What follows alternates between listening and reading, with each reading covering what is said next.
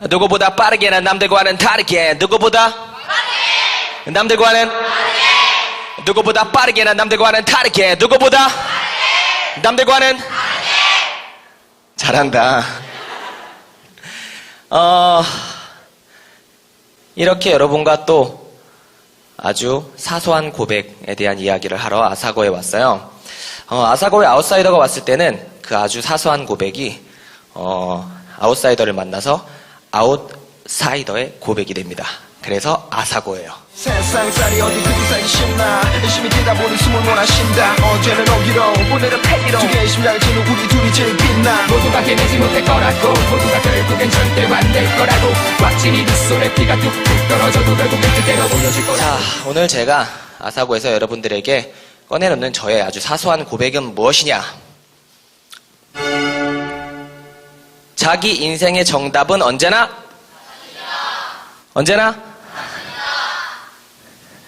자신을 믿는 것이 얼마나 중요한지, 그리고 자신을 믿었을 때 솔직한 자기 자신을 꺼내놓을 수 있는 고백을 하는 게 얼마나 중요하고 큰 힘이 될 수 있는지 아주 사소하지만 그 이야기를 오늘 풀어가려고 해요. 그래서 오늘 여러분들에게 저의 이야기 그리고 여러분의 이야기를 함께 나누면서 얼마나 자기 자신이 소중한 사람이고 중요한 사람인지에 대해서 이야기를 나눌게요. 자, 언제나 어른들에게 들었던, 듣고 있던, 앞으로 들어야 되는 말 써있죠? 별로 읽고 싶지도 않죠. 너무 뻔한 말이어서. 인생은 시험지와 같고 항상 정답과 오답은 정해져 있고, 나의 시기에 내가 항상 들어야 했던 말들 많잖아요. 학교 열심히 다녀야 되고, 그렇게 학교 잘 다니고 나서는 좋은 점수 받아서 좋은 대학 가야 되고, 좋은 대학 가고 나서는 얼른 좋은 학점으로 졸업해서 취업해야 되고, 취업하고 난 다음에는 이직 걱정도 하고 내 진로에 대해서, 내 직업에 대해서 더 많은 고민을 하게 되는 시간들이 참 많아요. 그렇죠? 항상 나는 그런 이야기를 들으면서 자라왔고 살아가고 있어. 여러분도 그렇죠? 똑같아요. 우리의 시기에, 지금 이 시기에 항상 나와 주변인들은 모두 그런 삶을 살고 살아왔고 앞으로도 살아가야 돼요. 제 이야기를 잠깐 해줄게요. 저도 여러분과 똑같은 시기를 겪어왔고 지금 똑같이 겪고 있어요. 왜냐면 우리가 나이 차가 별로 안 나니까. 자신의 꿈에 대한 이야기를 해볼게요. 자기 지금 장래희망이나 자신의 꿈에 대해서 확실하게 이야기할 수 있다. 좋아. 친구는 꿈이 뭐예요? 댄서. 오. 그리고 또 친구. 와, 예능 방송인. 어떻게 나도 좀 꽂아주면 안 돼요? 아, 좋아요. 자, 그리고 또 안경 낀 친구. 아나운서. 이야, 좋아요. 너무 좋은 것 같아요. 다들 이렇게 자신있게 자기의 꿈에 대한 이야기를 할 수 있다는 것만으로 너무 좋아요. 사실 제가 강연 다니고 토크 콘서트를 하러 전국을 다 돌아다니다 보면 사실 막 한 1000명, 1500명 되는 곳에서 강연을 할 때도 있는데 한 명도 손을 안 든 적도 있어. 1500명이 자신의 꿈에 대해서 아무도 얘기하지 않는 거야. 두 가지예요. 하나는 꿈이 없거나 하나는 꿈에 대해서 이야기를 하는 게 어려운 거예요. 근데 저는 이렇게 얘기해주고 싶어. 반드시 꿈을 가져야 되고 반드시 그 꿈에 대해서 이야기를 할 수 있는 것만이 좋은 건 아니에요. 꿈이라는 건 항상 꾸면서 살아가고 언제 바뀔지 모르는 거기 때문에 손을 열심히 들어서 자신의 꿈을 이야기하는 것도 좋지만 그렇지 않은 여러분들도 언젠간 다시 꿈을 꿀 수 있다고 생각해요. 그래서 그 꿈에 대한 자신의 이야기에 대한 확신을 처음 조금씩 갖게 되면 되는 거라고 생각해요. 아웃사이더 어렸을 적 꿈은 뭐였을까? 맞춰봐요. 내 꿈. 가수, 경찰, 과학자, 개그맨. 웃기게 생겼나? 기자. 자, 내 어렸을 적 꿈은 언론인이었어요. 그래서 신문 기자가 꿈이었고 소설가가 꿈이었어요. 내 이야기를 더 많은 사람들에게 들려주고 내가 생각한 것들을 더 많은 사람과 공유하고 싶었어요. 저도 똑같이 그런 준비를 했었어요. 왜냐하면 꿈을 키워나가고 그 꿈을 이루기 위해서. 그래서 항상 열심히 공부를 했고 성적도 나름 괜찮았고, 많이 웃는다. 나름 괜찮았고, 그리고 항상 열심히 또 글을 쓰고 열심히 논술 준비를 하고 이래서 수시라든지 뭔가 좀 더 좋은 영역으로 내가 하고 싶은 분야에서 뭔가 인정받을 수 있는 뭔가를 항상 준비를 해왔었어요. 그리고 고3 수험생 시절에 정말 열심히 공부를 하다가 드디어 오랜 준비 끝에 결국 수능 시험을 보게 됐죠. 쉽지 않았어. 저 때 수능 시험이 전국적으로 평균 70점, 50에서 70점이 하라 그랬어요. 나는 물론 더 하라 그랬어. 100점이 떨어진 거예요, 모의고사 성적보다. 그렇게 열심히 공부했는데 100점이 떨어졌어요. 1교시부터, 언어영역 때부터. 그렇게 자신 있었던 언어영역 때부터 멘탈이 붕괴돼서 멘붕 상태로 마지막 시험까지 어떻게 치렀는지 모르는데 100점이 떨어지고 나니까 원하는 대학, 원하는 과에 지원을 할 수가 없었어. 성적이 턱없이 부족했으니까. 마지막 하나만 기다리고 있었어요. 수시 준비를 또 열심히 했거든요. 그래서 항상 글짓기 논술대회 많이 나갔었는데 전국대회 단위의 대회에서 좋은 성적으로 입상을 하면 또 원하는 대학에 수시로 진학을 할 수 있는 경우들이 많이 있어요. 그렇죠? 아시죠? 그래서 대회도 많이 준비하고 했었는데 마지막 나갔던 대회에서 결국 마지막까지 연락이 없었어요. 그래서 이대로 나는 내가 원하는 대학, 원하는 과에는 진학을 하지 못하겠구나 라는 생각을 했었죠. 그리고 수시도 다 끝나고 연말에 12월 달쯤에 학교에 연락이 하나 왔어. 시청에서 연락이 왔는데 누락된 상이 있으니까 상을 찾아가라. 해가 지나면 상을 이제 폐기 처분을 해야 된다. 그래서 찾아가라고 연락이 왔어요. 사실 정시도 끝났고 수시도 끝나고 나에게 어떤 큰 도움이 될 게 없으니까 그냥 놔둘까 하다가 당시에 제가 용돈을 벌 수 있는 유일한 길이 아르바이트 하는 걸 제외하고는 하나밖에 없었어. 상을 타는 거. 상을 타면 아버지께서 용돈을 주셨거든. 우수상은 5,000원, 최우상은 10,000원, 시대회에 나가면 30,000원, 전국대회에서 입상하면 50,000원.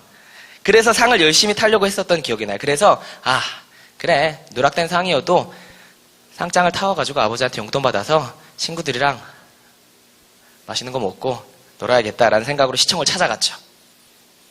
관계자분 앞에 딱 가서 말씀을 드렸는데 정말 황당하다는 눈빛으로 저를 쳐다봤어요. 그리고 이렇게 얘기를 했죠. 시청에서 근무하신 지 10년 넘게 일을 하셨는데 전국대회에서 1등을 하고도 상을 안 찾아간 사람이 처음이래요.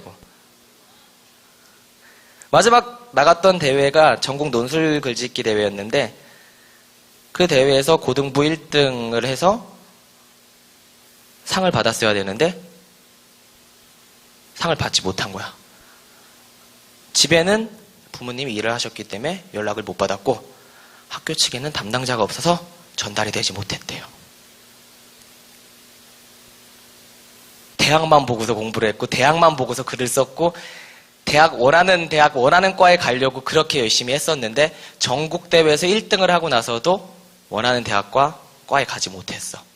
심지어 나랑 같은 대회 나갔던 나보다 성적이 안 좋은 친구들은 좋은 대학, 여러분들 다 아는 그런 대학에 당당히 들어가고.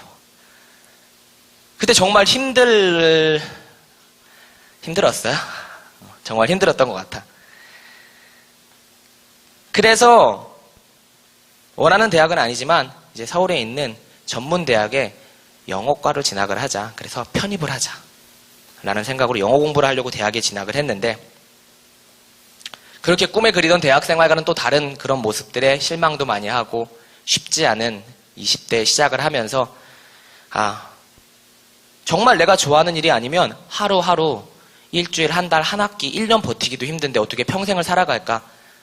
라는 고민을 하게 됐고 그래서 결국 과감히 학교를 관두고 취미로 하고 있었던 음악이라는 또 다른 꿈을 키우게 됐어요. 그래서 언론인은 아니어도 소설가는 아니어도 내 이야기를 또 다른 방식으로 더 자유롭게 더 많은 사람들에게 꺼내놓을 수 있는 음악을 해보자 라는 생각으로 과감히 모든 걸 관두고 음악을 시작했죠. 물론 쉽지 않았어. 하지만 난 쉬지 않았어. 음악에 대한 내 열정은 결코 식지 않았어. 라임이야. 힙합이잖아. 나의 20대는 온통 음악에만 빠져서 내 꿈을 쫓아가고 내 꿈을 이루는 데만 썼어요. 끊임없이 가사를 쓰고 끊임없이 연습하고 안 되는 발음을 연습하고 또 제가 비염이 있다 보니까 달리기를 하면서 랩 연습, 노래 연습을 하고 그렇게 1년, 2년, 3년, 4년, 5년. 내 20대의 전부를 그렇게 음악에만 빠져서 살았던 것 같아요. 그 당시에 나는 어땠느냐? 하고 싶은 일을 하고 있는 것, 그것만으로도 내 주변의 사람들은 너 지금 뭐 하고 있냐? 라며 손가락질을 했었고, 꿈을 찾기 위한 나의 노력들을 철없다고 욕했고, 내 인생을 방황이고 뒤처짐이라고 내 주변의 모든 사람들이 나에게 얘기를 했어요. 그 당시에 가장 많이 들었던 말이 뭐였을까요? 뭐였을까? 유난히 길었기 때문에, 유난히 그 시간이 너무나 더뎠기 때문에 그 당시에 모든 사람들이 나에게 넌 도대체 언제 음반이 나오고 언제 TV에 나오고 학교는 왜 때려쳤고 그럴 거면은 친구들처럼 취업이나 하지, 아니면 군대라도 빨리 갔다 오지, 도대체 뭐 하고 있는 거냐? 그때 당시의 삶이 너무나 힘들었었기 때문에 그때 내가 이런 가사를 썼던 것 같아요. 부모님에게 아들 노릇하랴, 여자친구 챙겨주랴, 용돈 걱정하랴, 형에게는 멋진 동생, 동생들에게 멋진 형으로 남고 싶은 맘에 힘든 내색 한번 안 해. 매일매일 되는 대로 살다가는 1살, 2살 나도 모르게 금방 나기를 먹고 말겠지. 친구들은 졸업하고 전역하고 취직했다는데 나는 군대도 학교도 직장도 하나도 제대로 못 마치고 방황하는 어른 아이. 청춘 고백. 네, 여러분이 아시는 청춘 고백의 노래 가사를 그 당시에 썼던 것 같아요. 방황하던 나의 20대, 주변의 사람들로부터 항상 실패한 인생이라고 평가받던 나의 20대 때 썼던 가사예요. 그때 당시에 내가 가장 많이 들었던 이야기 뭐라고요? 넌 지금 잘못하고 있다. 넌 지금 잘못 살고 있다. 뭐라고? 뭐라고? 뭐라고? 아니라고. 난 지금 잘못 살고 있지 않다고. 잘못하고 있지 않다고. 난 내가 원하는 꿈을 내가 선택했기 때문에 그 꿈을 이루기 위한 이 시간이 결코 힘들지 않았고, 주변의 모든 사람들이 나한테 언제 음반이 나오고 언제 TV에 나오고 언제 학교를 졸업하고 언제 군대 갔다 와서 도대체 뭘 할 거냐고 물어봤을 때도 나는 그 시간이 1년, 2년, 3년, 4년, 5년이 지나갔더라도 행복했어요. 그렇기 때문에 난 지금 잘못하고 있지 않다라고 얘기하고 싶었어. 내 자신에게. 그리고 세상에게 보여주고 싶었어요. 그래서 오답투성이라고 불려졌지만 내 이야기를 끊임없이 써내려갔고 그 이야기를 멈추지 않았어요. 비염이 심했기 때문에 달리기를 하면서 호흡을 뚫었고, 발음이 많이 안 좋아서 발음 연습을 하기 위해서 국어사전을 통째로 몇 번씩 읽고 안 되는 발음을 연습하면서 랩을 시작을 했어요. 내 어렸을 때 별명은 뭐였을 것 같아요? 시옷이었어요. 시옷. 시옷자 발음이 셌거든. 그래서 내가 시옷자가 들어가는 단어를 얘기하면 사람들이 웃었어. 근데 내 이름은 신옥철이었고 내가 살던 곳은 당시에 서울시 성동구 송정동 송정빌라 203호 346-11번지 18통 8반 송정빌라 203호였어. 온통 시옷자가 들어가는 세상 속에 살면서 시옷자가 세니까 항상 놀림거리가 됐었어. 그래서 처음에는 이야기를 할 때 시옷자가 들어가는 단어는 얘기를 하지 말아야겠다. 그러다가 외톨이가 됐어. 시옷자가 안 들어간 단어가 없더라고요.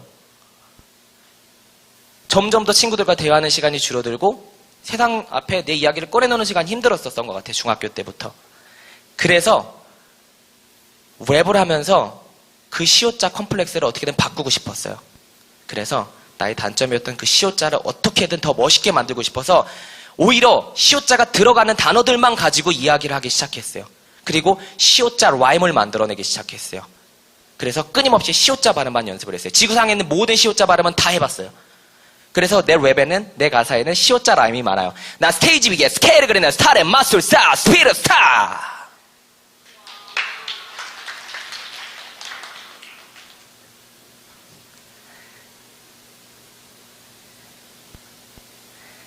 그렇게 나의 단점이었던 발음을 장점으로 만들어서 나는 지금 마이크를 잡고 여러분 앞에서 이렇게 이야기를 하고 있는 이 순간, 무대 위에서 노래를 하는 그 순간 전 세계에서 가장 빠르게 랩을 하는, 누구보다 빠르게 남들과는 다르게 색다르게 달리면서 시속 300km를 바로바로 가는 전 세계에서 가장 빠른 60억 분의 1의 사나이 아웃사이더가 돼서 이렇게 시옷자가 나에게 얼마나 큰 의미가 있었는지에 대해서 이야기할 수 있는 사람이 됐어요. 시옷자 별명을 가진 소년이 결국 대한민국에서 가장 빠른 랩을 하고 정확한 발음을 하는 래퍼가 됐고, 그렇게 꿈을 키웠던 내가 그렇게 동경하던 빌보드 차트 1위의 전 세계적인 래퍼 트위스타와 작업을 하게 됐고, 들어봤어요? 뉴스에서 봤어요? 9시 뉴스에 또 출연을 해본 경험을 데뷔 11년 만에 처음 가졌는데, 얼마 전에 발매가 됐어요. 빌보드 차트 1위를 했던 미국의 세계적인 속사포 래퍼 트위스타와 함께 스타워즈라는 싱글을, 트위스타와 스피드스타의 전쟁에서 스타워즈라는 별들의 전쟁이라는 노래를 싱글로 발매를 해서 함께 꿈에 그리던 작업을 했고요. 꿈에 동경하던 사람과 함께 작업을 하게 되기까지 시옷을 별명을 가졌던 내가 얼마나 많은 고난과 역경을 견뎌왔는지 굳이 여러분께 말하지 않아도 상관없어요. 여러분들이 몰라줘도 상관없어요. 왜냐하면 나는 나를 위해서 했기 때문에, 그게 행복했으니까.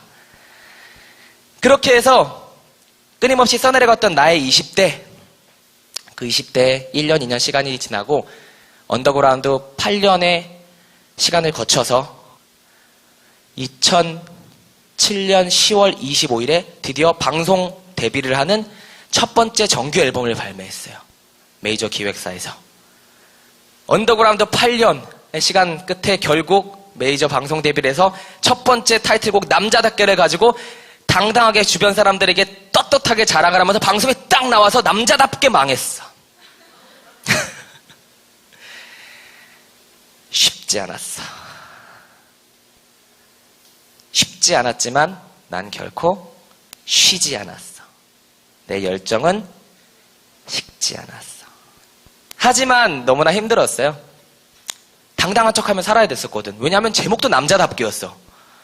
친구들한테 떠벌리고 다니게 너무나 멋진 제목을 가지고 나왔는데 남자답게 망했다고 얘기할 수가 없었어.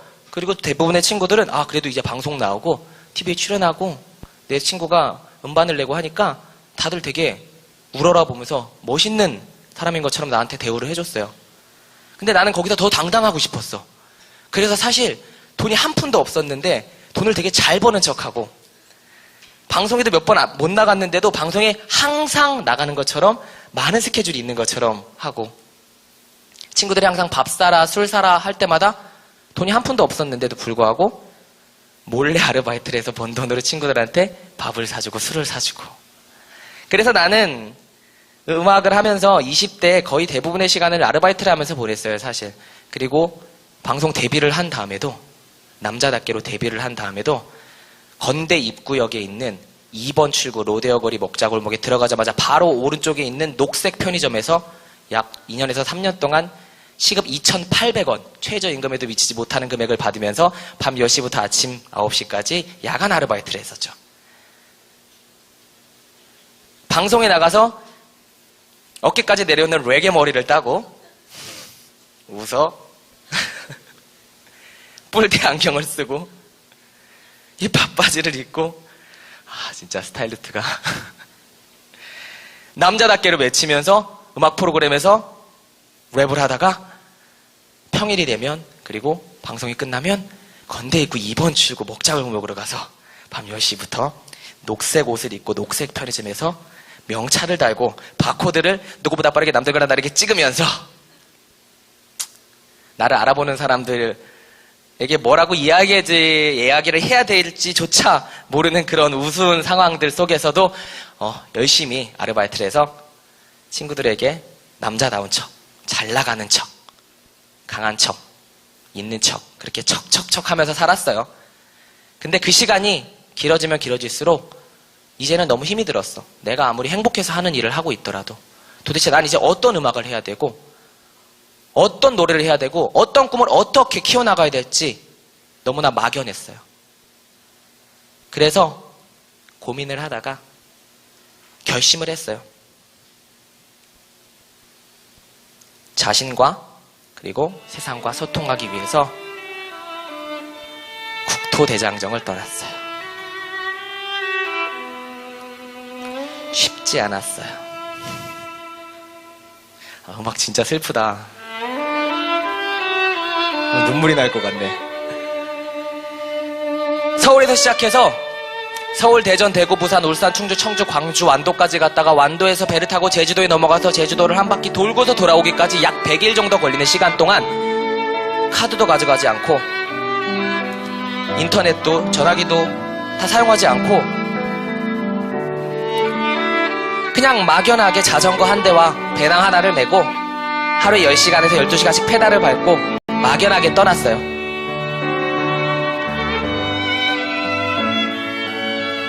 하루에 10시간씩 페달을 밟다가 해가 지기 시작하면 얼른 잘 곳을 찾았어야 됐고 자리를 펴고 누울 수 있는 곳이면 돈을 아껴야 되기 때문에 모든 곳이 그냥 내가 잘 수 있는 내 집이었어요. 항상 남자다운 척하고 강한 척하고 있는 척하고 잘나가는 연예인 척했던 20대의 젊은이가 여행의 열흘째쯤 되던 날에